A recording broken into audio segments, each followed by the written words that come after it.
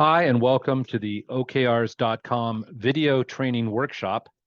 My name is Ben Lamort. I am the founder of OKRs.com and the principal on this project. I've worked with organizations all around the world, and I've been doing this for over a decade. In fact, I'm excited to say I'm the author of two books on OKRs. You'll see one here, Objectives and Key Results, written back in 2016 with my colleague Paul Niven, and then the OKRs Field Book, which we are passing out to our friends here in the California government who are kind enough to attend our workshops with, you got it, Omid Akavan. Omid Akavan is the senior OKRs coach who's been working right there, based in Sacramento now, moved into the office in the CalGov Ops office. And he has experience working with organizations around the world as well, and is a key contributor to the OKRs Field Book, helped me shape that book. And you can see his educational background here as well. Now, Omid is working very closely with the team, the various pilot groups in Sacramento across this pilot program. So here's an overview of the pilot program, which is to say we started out in early April with deployment coaching, which really gets into how many OKRs will we set? Will we set OKRs only for our agency, or will we go down into a department level, right? These kinds of questions. How long will the cycle be? Will the OKR cycle be for just one quarter, which is a traditional approach, or should we use 4 months or 6 months, right? How long should that cycle be?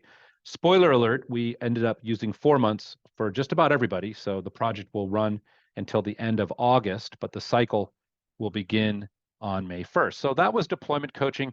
And we're not going to really get too into the nitty gritty of deployment coaching here, but I just want to let you know that that's been completed. The training, which is what I'm recording here for you, is a training workshop based on your deployment plan. And that workshop is being delivered by Omid over a course of about 3.5 hours. This is going to be a video-based recording of some of the highlights of that training. And the actual workshop, we do much more hands-on breakout groups and developing your OKRs. Here, after we finish the training, we're going to get you through phase 3, which is called the cycle. The OKR cycle has 3 steps, and this goes from May, June, July, all the way till the end of August. And what we do here is we define your OKRs and we coach you along the way to do that. But then we're not done. Now we have to check in and monitor, make sure we know how to talk about OKRs progress, where to store OKRs, how to update the team on progress, and what to do when you get stuck and you're not making progress. And then at the end of the cycle, we'll do a reflect and reset. And here I want to emphasize that because it is a pilot program, really the emphasis is on learning about OKRs. And so in step 3, we actually capture, well, what did we learn? What's working? What's not working?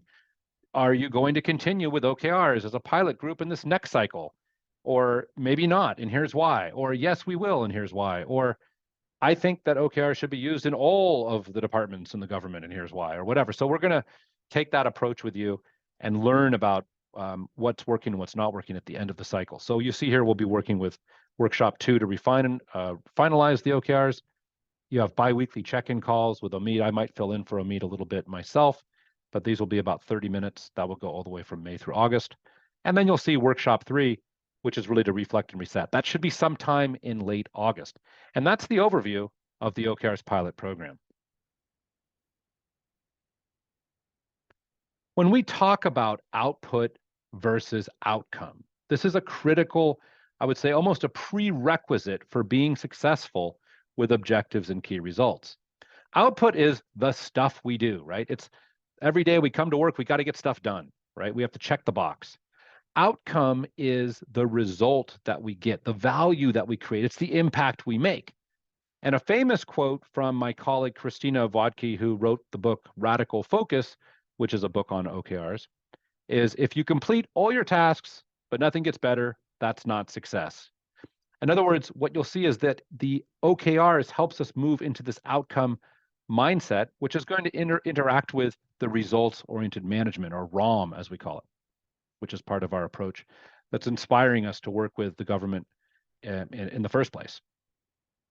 So when you're taking an output mindset, you're talking about climbing up the ladder. You're not really sure where it's headed. You're just getting stuff done, right? Progress is subjective, but it's not directly linked with the impact. You don't know that you're moving the needle, so to speak, right? Sometimes work can feel overwhelming You're getting all this stuff done, but you're not really sure if you're adding value. You're not really sure why you're even doing what you're doing. It's like you're just checking boxes off of that to-do list. You just don't have a clear destination. And an example that you might relate to is, your boss comes in or somebody comes in and says, hey, you need to update the online application. That's a project. And you're saying, oh, okay, I got to get that done. So you start making subtasks, right? Connected to Instagram, start promoting this on social media, make a list of potential vendors. Maybe that will help us for this process. And we start adding more blogs to generate more interest. Great. But we don't know really why we're doing what we're doing. We don't really know why are we updating the online application. We're just trying to get it done. When you think about the outcome mindset, this is when you begin with the objective and why. So the objective might be improve awareness of online applications for Gen Z. Okay, great, but why? And so you see here, we've taken the time to kind of tell the story. Online services are prevalent among Gen Z population, and Gen Z are the future vendor partners. We got to reach these vendors now, or we risk increased disparity. So this is telling me the story. It sort of motivates me that in fact, we really do have an objective here that is important to pursue. Now, we want to then take the step of understanding, well, what are the key results, right? What are the outcomes that we're going for? And here you see it, increase Gen Z online applications from X to Y.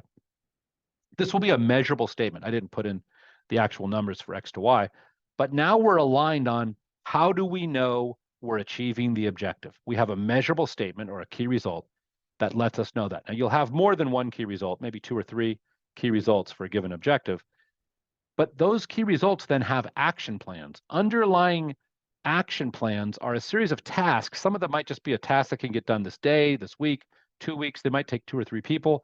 They can be very quick, but the idea is there are things we need to do that we think will drive us toward that key result, like posting blogs on Gen Z vendors, or running tests on the application landing page, reporting the vendor application demographics. Things like this are the activities that we're going to do in order to achieve our key result. Now, when we have this outcome mindset, we know why the objective is important. We have the measurable key results, and we have action plans next to each key result. So think about it this way. And first of all, it's not to say that you should never be in an output mindset. In fact, many cases you will be in an output mindset. That's fine. We got to just get the job done. Stop asking me so many questions about why it's important to get this job done. But in other cases, you want to get into that outcome mindset. You want to know why you're doing what you're doing. And the reason is it helps you to prioritize. When you're in an outcome mindset, you're just prioritizing whatever you can get done to check off that box, complete it. This is what my manager said, or if somebody is, yelling down the hall, get this done, we need this done. Okay, I'll get it done. Get off my back. I'll check the box and make this happen. But here in the outcome mindset, you actually are prioritizing what you believe will help us to achieve the desired outcome most effectively. Let's talk about the definition of objectives and key results. Now, this definition is a formal definition that I created back in 2014, and I'm still going with it. And it's more of a verb than a noun, right? OKRs is a critical thinking framework. That means you ask questions. In other words, you're doing OKRs when you're asking questions. And it's an ongoing discipline, meaning you keep asking these questions. We don't just ask these questions once a year or once every 4 months or once every 6 months or what have you. We're taking an approach to work that asks these questions all the time. We want to get people to work together, right? By having a common goal language, it allows us to talk to people even outside of our team. And then we want to focus effort to make measurable contributions. So again, OKRs are not going to be everything. It's going to be where do we want to focus and where do we want to make measurable contributions? And to be fair, a lot of the work we do, and this isn't just true for government, but a lot of the work we do, it just isn't measurable. It's just we need to do it. It's going to be the right thing to do. And we don't have to sit here and try to say, well, what was the measurable impact? For example, attending meetings with the governor's office. It's not like that has to lead to a key result. You just got to do it. It's part of your job. And you might have some community service that you're doing. That's great. But we're not going to track the impact of every little thing you do. So I just want to be clear, OKRs are not everything, but it's the area for focus to make measurable improvement. Now, I mentioned OKRs are about asking questions, right? It's a critical thinking framework. Not to oversimplify this, but really, if you're asking these 3 questions, you're doing OKRs, right? These are the 3 fundamental questions that we ask when we're doing OKRs. Where do we want to focus to move the needle in the near term, and why? And that's the question that will lead to objectives. At the end of the cycle, which is typically 4 months, in our case, this first cycle is by the end of August, how will we know we've achieved the objective? And what does measurable progress look like, right? And then the fundamental task to key result questions, what is the intended outcome of the task? Because often we'll say, well, we just need to update the blog. That's what the key result is. We got to have the new blog in place. Or we have to post 3 blogs because, oh, now I have a number. So if I post 3 blogs, that means I've achieved the objective.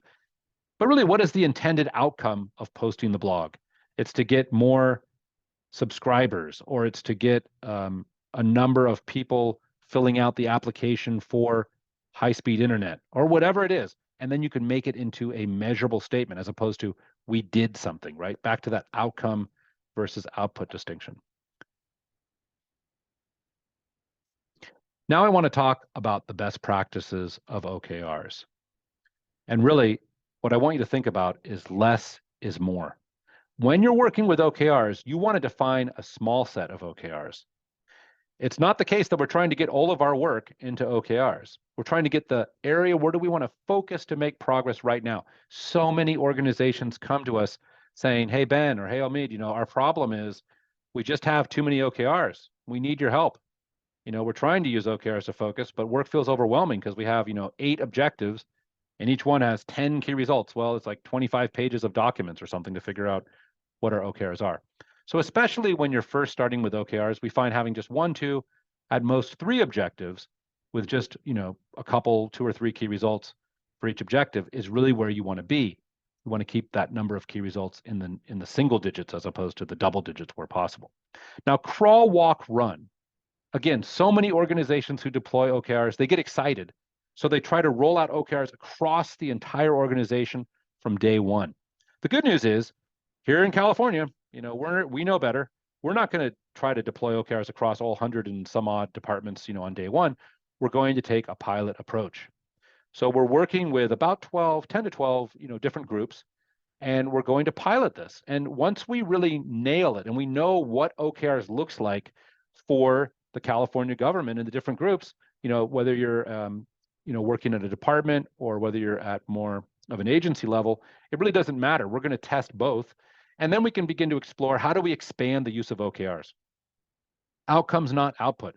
I have a whole mini training module on this section, right? Because key results should reflect outcomes. They should be results rather than output, rather than measuring how much work I did. We're not trying to track how much work you're doing with OKRs. We're trying to say, what are the outcomes that we're achieving? And then OKRs are not everything. So many organizations also try to cram everything they're doing into their OKRs. And of course, then they end up with too many OKRs. Or they start getting political because they say, well, wait a minute, I'm going to be working on this other project, so I got to put that in the OKRs. Everybody wants to get credit for their work. Well, that's not the point of OKRs. OKRs are about where do we want to focus to make measurable progress? And it's not just what are we going to do. Finally, we have here, the only way to learn OKRs is to do OKRs. And that means most of the time that we work with you, you'll see this when I'm working with you, you'll see this when Omid is working with you. We try to minimize these kinds of theoretical discussions like the one I'm having now, and we try to dive in and get you working on OKRs. When you work on your real OKRs, you really learn OKRs. So hopefully you won't just watch this video and say, okay, I get it. You'll start applying these to your, applying these OKRs principles to your work. OKRs are not everything. In the very beginning of my OKRs career, people asked me to talk about, Ben, if OKRs are not everything we do, talk about what are OKRs and what are not OKRs. I thought that was a really great question. And I've summarized it here on one slide for you, right? OKRs are the things we want to focus on in the near term to make measurable improvements. And we can't focus on everything and improve everything in the near term, right? Because then we're not focused. If you focus on everything and improving everything, well, you're not really focusing on anything. So in this example, we have improved the engagement score of employees from 65 to 90%. And that was actually loosely inspired by one of our groups here. And what I will tell you is that's a pretty big change, right? Going from 65 to 90%. That's not just, maintain it at 65%. It's saying, hey, we got to move the needle here. And that's really how we know it's an area for focusing to make measurable improvements. Things that are not OKRs, but can be still part of results-oriented management includes success metrics, or what you might have heard of as KPIs. In other words, these are important metrics. We want to track them, but we're not really improving them right now. We might want them to improve, but it's not the focus for improvement right now. And a classic example is something like this: maintain service level of on-time response to inquiries at 95%. In other words, you're already doing a pretty good job here. I don't know who is. This isn't necessarily based on a government department, but somewhere somebody's doing a good job, because 95%, wow, that's really good. Is it the case that we need to increase this to 97% and focus on that? Probably not. This is really it's good enough where it is. And we still want to track it, and we want to monitor it and sort of keep our eyes on it. If it drops below a certain level, we might call code red and say, hey, we need to focus on this and get it back to where it needs to be. But it's not really a key result, because a key result is by definition an area of focused improvement, not just maintenance. And then the must-dos are just things we need to do. They're really important, but we're not measuring them as an OKR or a success metric, right? So things like provide the status update or update the org chart, interviewing new candidates, these are all things we should be doing, but they're not key results. So the key takeaways from this analysis are: don't try to put everything you do into your OKRs. And remember, just because you measure it and just because it might be important, that does not make it a key result. It must be the focused area for improvement. So let's see if you can do this quiz. I know it's kind of weird because I'm the only one recording this right now. You're not here now, but I'll walk you through this. So these 4 items here, create and post the data analyst job description, reduce the application process time from 15 days to 3 days, review job applications, and then keep the offer to acceptance rate at 75%. These are actual key results that have been suggested, not by you here at the government, but just by some of our prior clients. And there's only one of these that's a key result, okay? Spoiler alert, it is reduce the application process time from 15 days to 3 days. That is a key result. The other 3 are not key results. I'll just say, number 1 here, this is a task or a must do. We just got to get it done. It's more of output. It's not really an outcome. And same thing with 3, reviewing job applications, just something you need to do, but it's not a key result. And hopefully by now you figured out that keep the offer to acceptance rate at 75%. That's more of a success metric. Already going really well, keep monitoring it, but it's not trying to move it from X to Y. Finally, you'll ask, how do OKRs fit in with strategy and execution? Or at least you should ask that. And that is, look, OKRs are not everything, right? Our mission, and most of us in our pilot groups, we have missions, right? Most departments have that. Why do we exist? What is the service we offer? Who is our customer? Who do we serve? Mostly we serve Californians, but what part of Californians do we serve? Do we serve all of them? Are we specializing in a certain population? And then the vision is typically a 4-year statement, given the nature of how governor elections work. It could be 8 years, but we have these statements over a pretty long period of time. What is the impact we're going to make? And a vision is like a picture of the world. What does it look like then? And we try to define it as clearly as we can. It's usually a paragraph or so. And many of you already have a mission, and even many of you have a vision. So then we have these strategic goals, right? What are our high-level goals? What do we want to do over the next 1 to 3 years? How are we going to support that vision? What are the executive orders? What are the mandates that have to happen? And how are we going to make our vision become reality? But again, that's a 1 to 3 year type of a thing. Then you have your strategic initiatives, which answer the question, how we achieve our strategic goals. And these can be things like programs and what have you. And they can be several months. They could even be a year. But then we get into the objectives and key results. These are typically 3 to 6 months. In our case, we're exploring 4 months. But in this case, we ask the question, where do we want to focus on improving now? And how will we know we've achieved the objective with our key results? And then even below that, we have our action plans, right? These are the things we need to get done. How are we going to achieve these key results? This is what we can do on a weekly basis, typically, weekly, monthly cycle. So as you go down the pyramid, you're getting more into like daily work.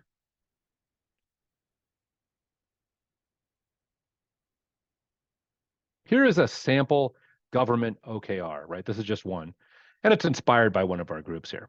So you see the objective is strengthen the workforce pipeline to help build the multimodal transportation infrastructure.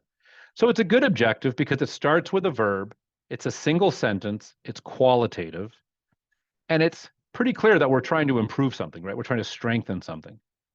And it's written in basic English, right? Anybody who speaks English should pretty much get the idea here. There's no crazy acronyms built into this thing, and it's relatively specific enough to say, hey, okay, I get an idea of what you're talking about.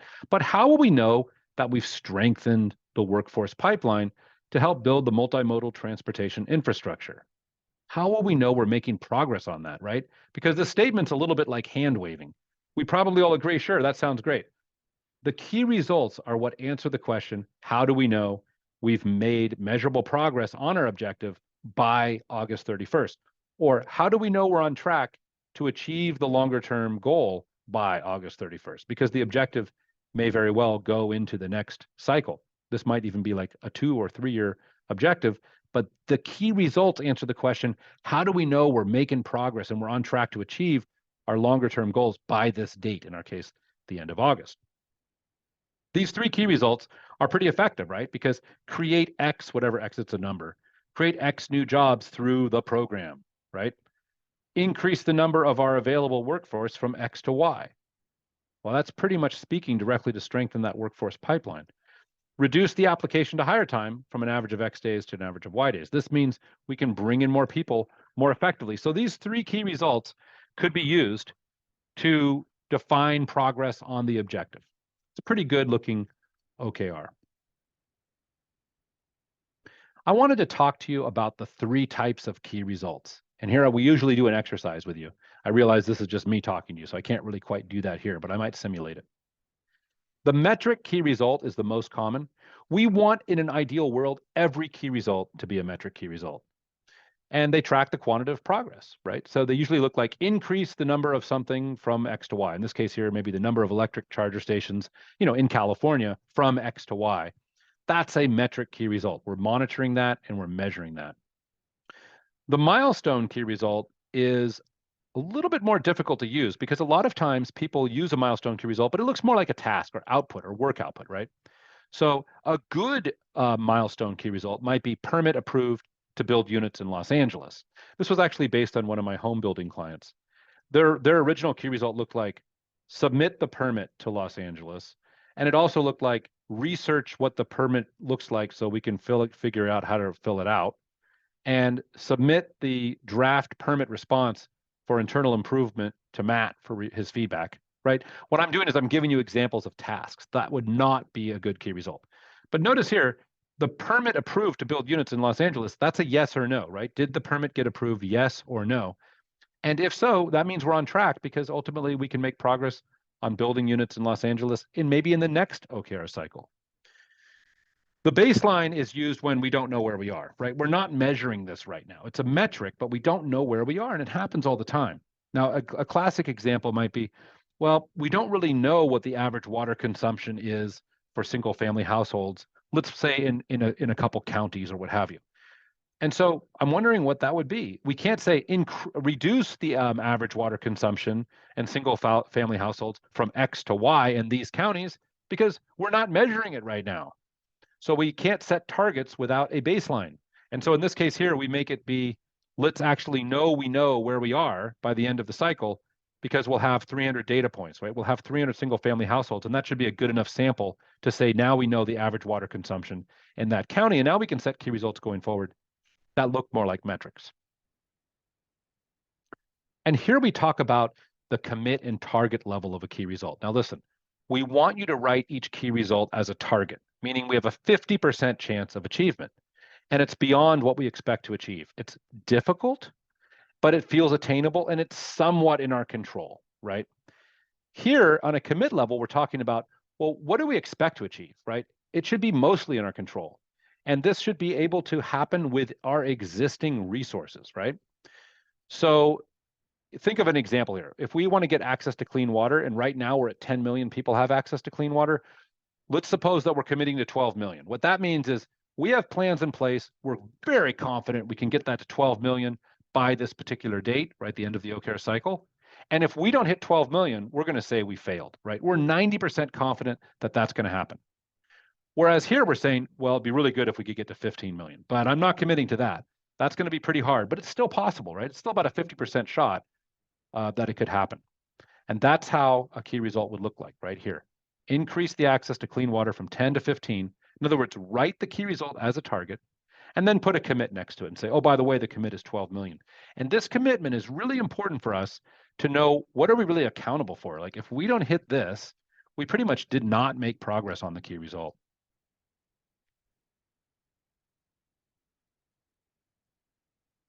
This is the drafting template that we use here in the California government for our pilot program. So we start off by writing down what are the top priorities for the short term, and we pick an objective. Okay, we actually don't pick an objective. We define it. We create it ourselves. The objective is not necessarily mandated or handed down to you. It's something that you get to choose, but you're inspired, by the focus area or a geo goal, right? You want to be thinking, what focus area does my objective tie to? Probably you can write something here. Maybe not, but then you should be able to say, well, what geo goal does it tie to? As sort of confirming that it's driving us toward where the governor's office wants to go or where is the focus area that we want to improve, right? Then we talk a little bit about, in our own words, why and why now? Why have we chosen this objective? Educate me on that. Imagine you just hired me into the government and you're telling me the objective is something. Well, tell me, why is that objective important and why now? Make it urgent, right? Create a sense of motivation for me so I feel like I want to achieve this OKR. We also talk about what is the impact to Californians. In some case, it might be what is the impact to our own organization if it's an internal facing objective. But generally, we're going to say for every objective, how does this impact Californians? And then we'll have our 3 key results as measured by this particular date. Now, I'd like to talk a little bit about the deployment parameters that we're using for this pilot program, meaning here are the rules of the road. And so whenever we work with a pilot department or a pilot agency, starting with OKRs, we ask you, why do you want to use OKRs? On top of the fact that the governor's office is using OKRs and probably advising that we should. That's a good reason, but we want to know why you're choosing to use OKRs. Are you looking to improve focus? Are you looking to have more alignment across your organization? Are you looking to have more engagement so you can see measurable progress and we can sort of point to where we've achieved successes? I don't know. Those are some examples of what we've heard. A lot of you are saying we want more results-oriented management. We want to be able to focus on outcomes, not just output. That's also a really good reason. Are we setting OKRs at the top level or at our subdivision? So if you're a department and you have subdivisions, we want you to start by setting OKRs at your top level or possibly one of your subdivisions, but we want to take a crawl, walk, run approach. We want to figure that out with you. Are you currently tracking any success metrics? That's interesting because if you are, maybe some of those can become key results, but for the most part, they're going to be monitored and they're probably not key results. At least for this pilot program, we're testing out a 4-month cycle time. That means we're going to go from May 1st to August 31st with the cycle. It says here it starts after workshop 2, and that's where we publish your OKRs to your trackers, which is like an OKRs storage spreadsheet. And we'll have that set up, the template for publishing OKRs. We call it an OKRs tracker.